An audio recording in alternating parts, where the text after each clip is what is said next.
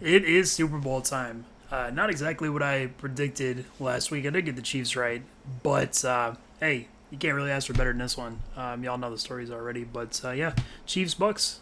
Going through what y'all need to know to make some money on this bitch. So first, weather-wise, nothing relevant. Being in Tampa, home Super Bowl for the home, whatever. I don't give a fuck about that. I normally don't care about home field advantage really. Anyway, I think it's overrated here, especially no fans. I don't really think it means nothing. Um, no weather either in Florida. Not a lot to worry about. So injury wise, or first, yeah, we got the Chiefs offense. I'm gonna because it is in Tampa. I'm just gonna treat the Bucks as the home team for like the order. Don't really matter. But injury wise, nothing relevant. Sammy Watkins is questionable. He's expected to play, so nothing there. Yeah, Chiefs offense, the big scary Chiefs offense, and I think there's some reasons that it's maybe not so scary in this game. So first we got the run game, offensive line. Well, I should mention with injuries actually, of course, Eric Fisher out, starting left tackle. So you're probably looking at offensive line left to right of Mike Remmers, Steven Wisniewski, Austin Ryder. Who came in at guard? I was literally just looking at this. Austin Ryder, Nick Allegretti, of course, and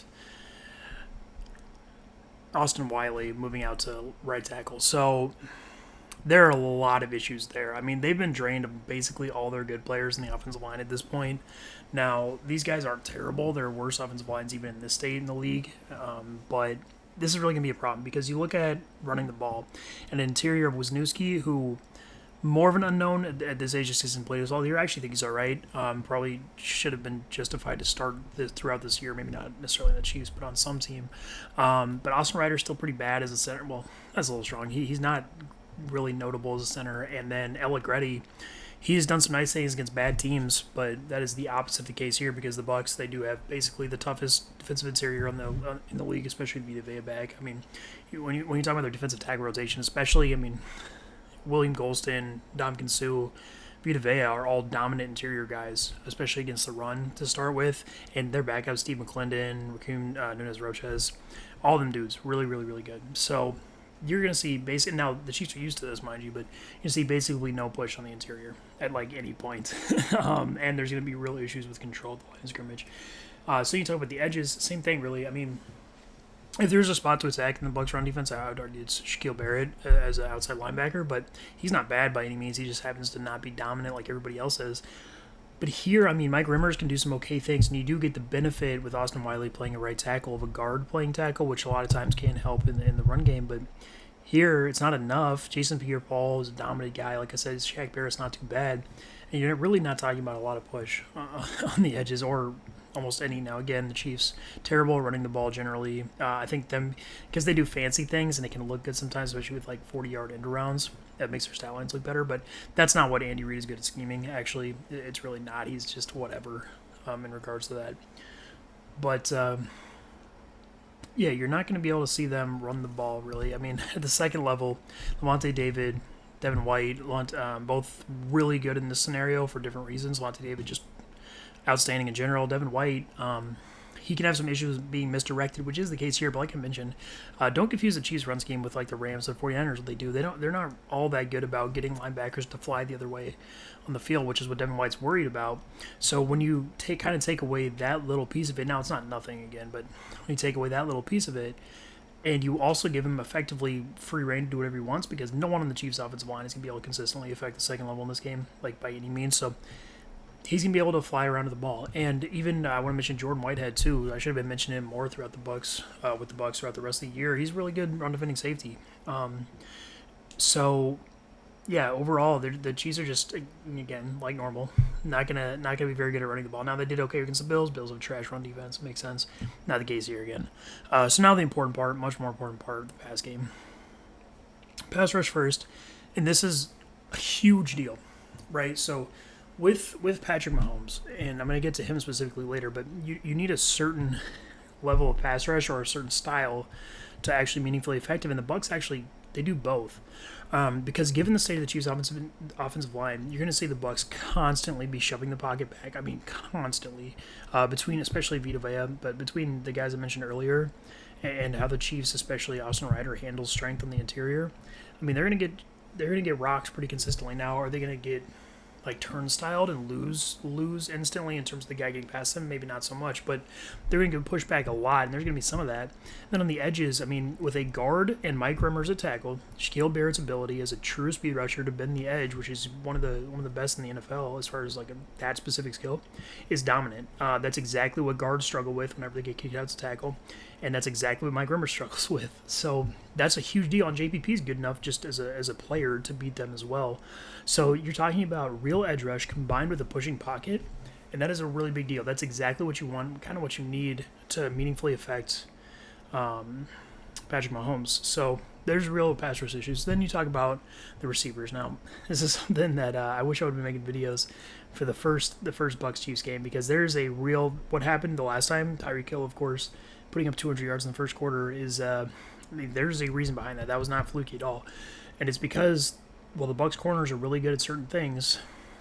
If they cannot press a player who are then slower, then they're fucked, right? Like, and that's what happens when they have Carlton Davis, or what they did was have Carlton Davis follow Tyreek Hill. It's impossible. He's not good enough to press him, and once he's just turning and running, he just doesn't have a chance.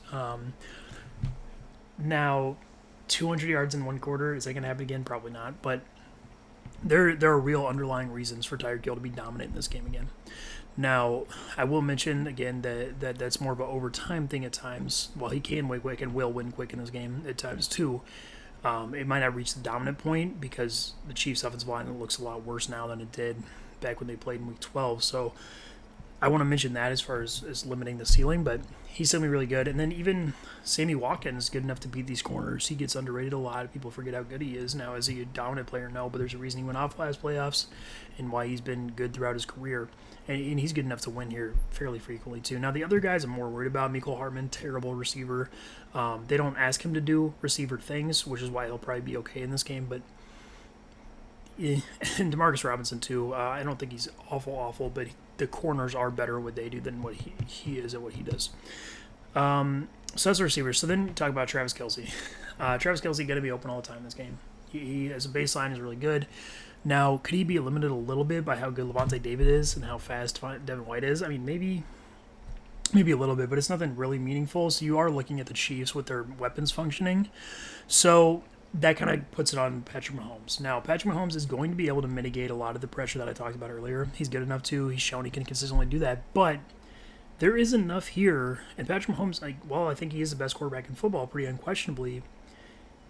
He isn't perfect. He's not fucking God, right? Like, there's enough pressure here to meaningfully affect him. We've seen that in games before. We saw that in the first Buccaneers game. We saw it when they played the Broncos early in the year. The time they didn't blow them out. I don't remember if it was the first or second matchup, but yeah, I mean, he's not perfect. And with this much pressure, there are going to be times where you're going to see him throw the ball away quick or make iffy decisions. Now, his iffy decisions are a whole lot better than other quarterbacks. It's not blind balls over the middle. You know, it's early shots one-on-one to the sideline, which still positive plays generally, but that does limit them offensively, especially in terms of those like 12, 15 play drives the Chiefs do. Probably not a ton of that here. Now, it's possible. They're good enough to, and that's where Andy Reid being such a good schemer, it's more of that type of stuff, but it's not guaranteed.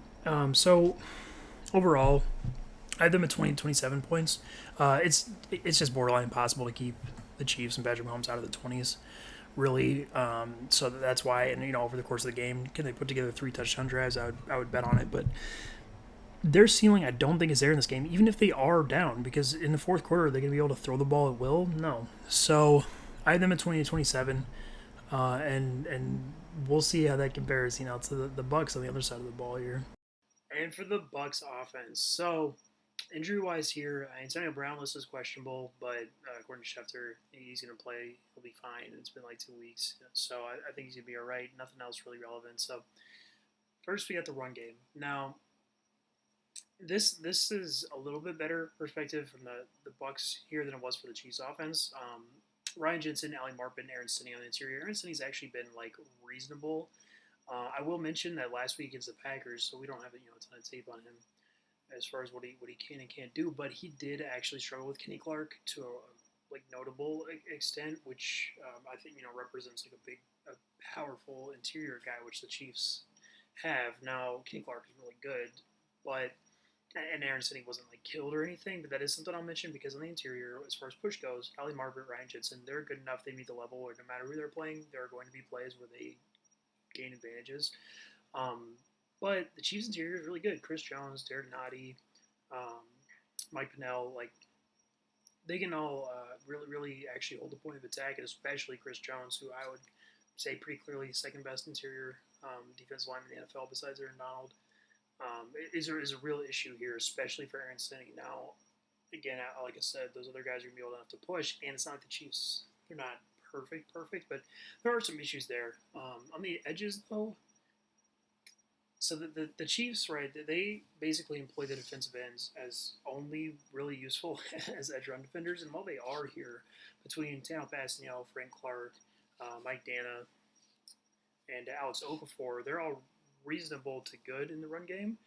The Bucs tackles, especially Tristan Wirfs, again similar to the guard in the center, reach the point where they can push anybody in certain like in matchups time to time. Now, again, is it an every down thing? Definitely not, but it is enough to gain traction, especially with Wirfs. And Donovan Smith's pretty good too.